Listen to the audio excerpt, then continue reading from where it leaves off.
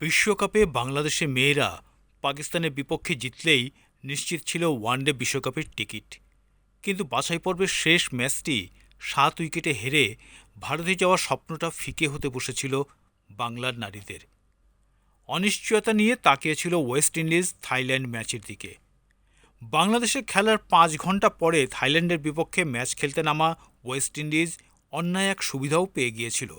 টসে জিতে ফিল্ডিং নিয়ে নেট রান রেট মেলানোর সুযোগ নিতে তাই দুইবার ভাবেনি ওয়েস্ট ইন্ডিজরা।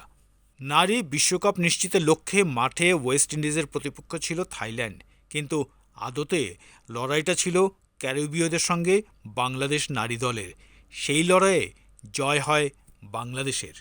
থাইল্যান্ড ১৬৬ রানে অল আউট হতেই ওয়েস্ট ইন্ডিয়ানরা জেনে নেন কী করলে বাংলাদেশকে পেছনে ফেলে বিশ্বকাপে যাবেন তাঁরা।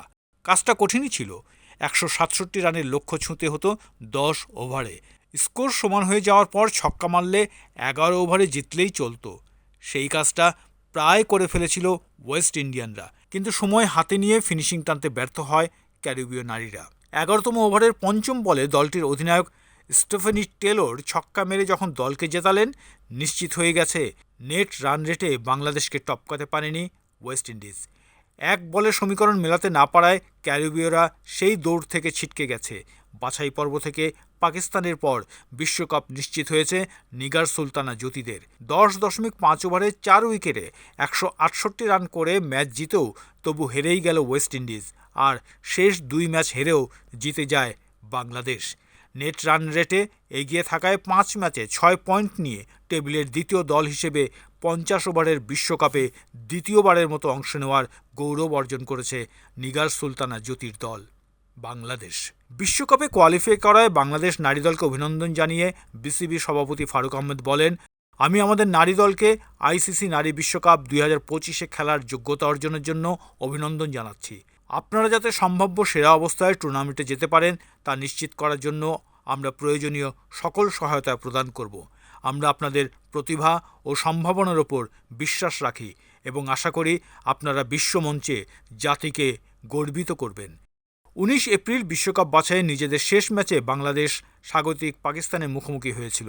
সেই ম্যাচ জিতলে জ্যোতিদের আর কোনো সমীকরণের মুখে পড়তে হতো না, কিন্তু ৭ উইকেটের বড় হারের পর তাদের তাকিয়ে থাকতে হয় উইন্ডিজ থাইল্যান্ড ম্যাচের দিকে, যেখানে ক্যারিবীয়দের কেবল জিতলেই চলবে না, পাশাপাশি মেলাতে হয় নেট রান রেটের হিসাবও। বাংলাদেশ নিজেদের প্রথম ৩ ম্যাচে জিতে নেট রান রেটটা অনেকটাই বাড়িয়ে নিয়েছিল। সেটাই শেষ পর্যন্ত তাদের বিশ্বকাপ নিশ্চিতে ভূমিকা রেখেছে। বাংলাদেশ নারী ক্রিকেট দল ২০২২ সালে প্রথমবারের মতো ওয়ানডে বিশ্বকাপে অংশ নিয়েছিল। সেই টুর্নামেন্টে ৭ খেলায় ১টি জয় পায় বাংলাদেশ। ভারতে আগামী ২৯ সেপ্টেম্বর থেকে শুরু হবে নারী ওয়ানডে বিশ্বকাপ। আইসিসি নারী চ্যাম্পিয়নশিপে পয়েন্ট টেবিলের শীর্ষ ৬ থেকে আগেই বিশ্বকাপে খেলা নিশ্চিত হয় স্বাগতিক ভারত, অস্ট্রেলিয়া, ইংল্যান্ড, নিউজিল্যান্ড, দক্ষিণ আফ্রিকা ও শ্রীলঙ্কার।